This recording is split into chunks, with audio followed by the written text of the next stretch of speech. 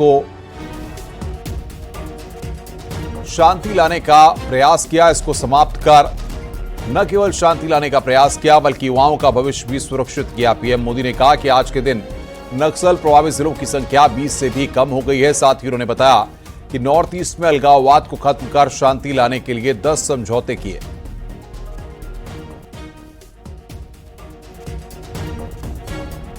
तो नक्सल प्रभावित जिले अब 20 से भी कम। प्रधानमंत्री ने राइजिंग भारत समिट में कहा कि नॉर्थ ईस्ट में अलगाववाद खत्म किया, 10 शांति समझौते किए गए। इसका जिक्र भी प्रधानमंत्री मोदी ने किया। नक्सल समस्या पर राइजिंग भारत समिट में बोले प्रधानमंत्री, शांति के लिए बड़े प्रयास हुए।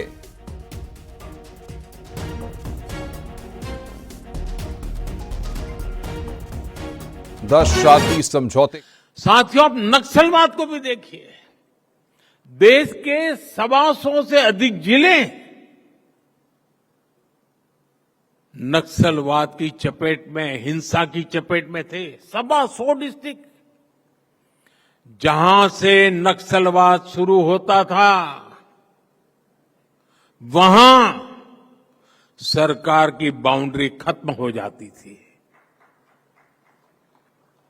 बड़ी संख्या में नौजवान नक्सलवाद से पीड़ित थे।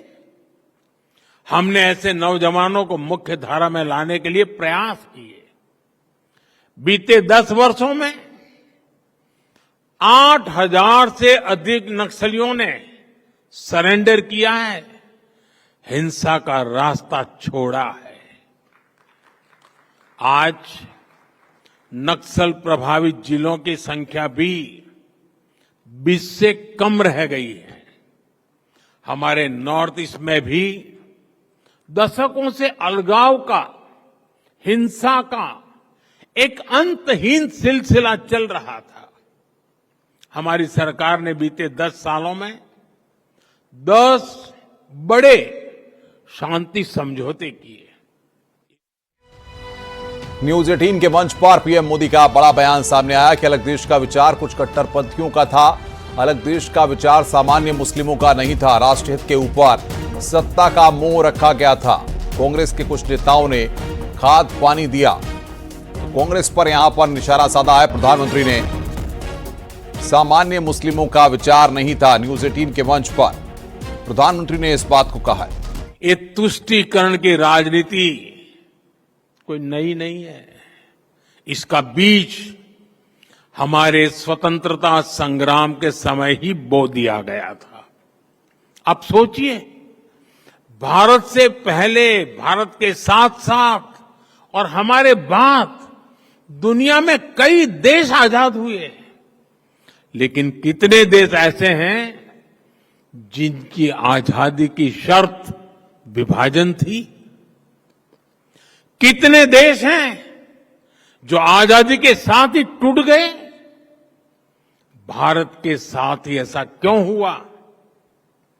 क्योंकि उस समय राष्ट्र के हित से ऊपर सत्ता का मोह रख दिया गया।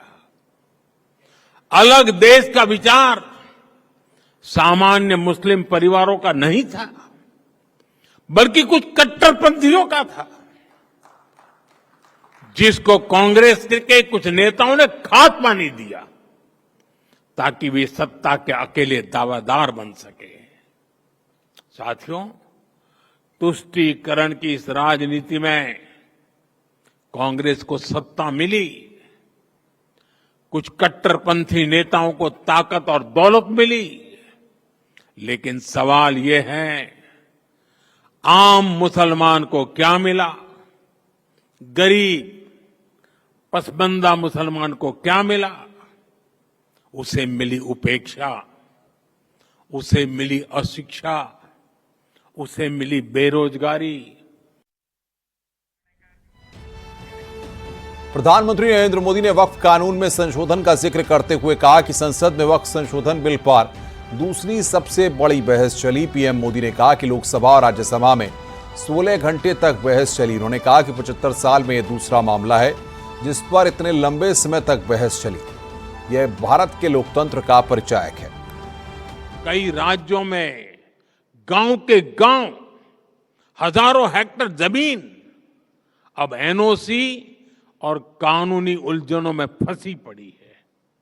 मंदिर हो, चर्च हो, गुरुद्वारे हो, खेत हो, सरकारी जमीनें हो, किसी को भी अब भरोसा नहीं रह गया था कि उनकी जमीन उनकी ही रहेगी।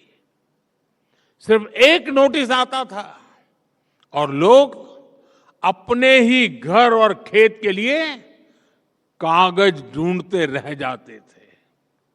जो कानून न्याय के लिए था वो डर का कारण बन गया।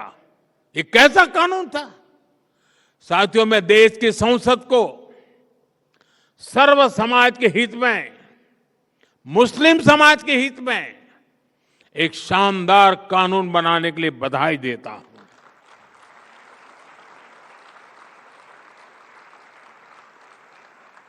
अब वक्फ की पवित्र भावना की भी रक्षा होगी और गरीब, पसबंदा मुसलमान, महिला, बच्चे सबके हक भी महफूज रहेंगे। वक्फ बिल पर हुई बहस हमारे संसदीय इतिहास की दूसरी सबसे लंबी डिबेट थी। 75 साल में दूसरी सबसे लंबी डिबेट। इस बिल को लेकर दोनों सदनों को मिलाकर 16 घंटे चर्चा हुई। जेपीसी की 38 बैठकें हुई, 128 घंटे चर्चा हुई। देश भर से लगभग 1 करोड़ ऑनलाइन सुझाव आए। ये दिखाता है कि आज भारत में लोकतंत्र सिर्फ संसद की 4 दीवारों तक सीमित नहीं है। हमारा लोकतंत्र जन भागीदारी से और अधिक मजबूत हो रहा है।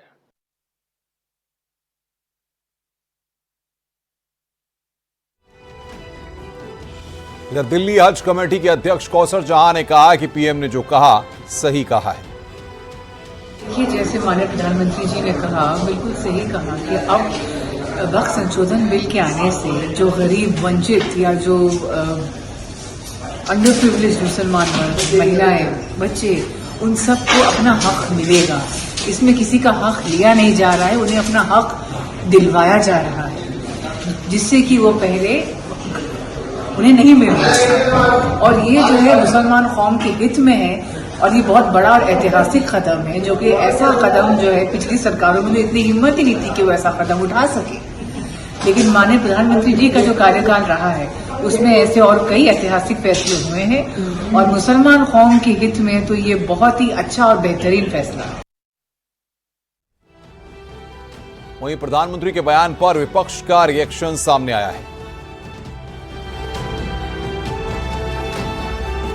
जो लोग दिन रात मुसलमानों को गाली देते हैं और जिस बीजेपी और आरएसएस के डीएनए में मुसलमानों से नफरत करना सिखाया जाता हो, वो अगर वक्फ का कानून बनाते हैं और वक्फ की तारीफ प्रधानमंत्री जी करते हैं तो इस पर तो वही कहावत चरितार्थ होती है कि 100 चूहे खाकर बिल्ली चली हज करने। सच्चाई ये है कि दिन रात मुस्लिमों से नफरत करने वाले, लगातार देश में समाज को बांटने वाले, जहर घोलने वाले यदि वक्फ के कानून को लेकर चिंतित हैं तो उसके पीछे उनका कारण अपने उद्योगपति मित्रों का जो उनका किया वादा है जमीनें देने का, वो छिपा हुआ है। पहले किसानों की जमीनें देना चाहते थे, अब काले कानून पर किसानों ने आंदोलन किया, 700 किसानों की जान गई, अब वो जमीनें नहीं दे पाए तो वो वक्फ की जमीनों को हथियाकर अपने उद्योगपति मित्रों को देना चाहते हैं। ये भाजपा का सिर्फ और सिर्फ ढोंग है। वक्फ कानून पूरी तरीके से असंवैधानिक है, जिसके लिए गठित जेपीसी के सदस्यों को बर्खास्त किया गया। इतिहास में पहली बार भारत में हुआ कि जेपीसी के सदस्यों को भी बाहर किया गया क्योंकि वो इस कानून के खिलाफ थे। भारतीय जनता पार्टी और प्रधानमंत्री जी चाहे जितनी तारीफ करें, वो समाज जानता है जिसके लिए वो कानून बनाकर लाए हैं। बीजेपी का ये ढकोसला।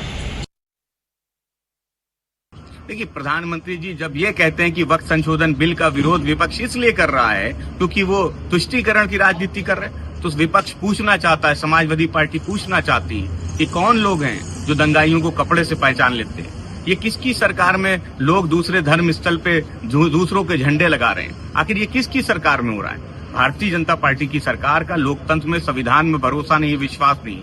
विपक्ष इसलिए वक्फ संशोधन बिल का विरोध कर रहा है क्योंकि जो अल्पसंख्यकों के अधिकार हैं, जो उनकी धार्मिक स्वतंत्रता है, जो उनके मौलिक अधिकार हैं, उनकी रक्षा करना है। और इस बात को जिनका देश के संविधान में विश्वास नहीं है, लोकतंत्र में विश्वास नहीं है, न्यायपालिका में विश्वास नहीं है, ऐसा दल इस बात को नहीं समझ सकता कि विपक्ष वक्फ संशोधन बिल का विरोध आखिर क्यों कर रहा है।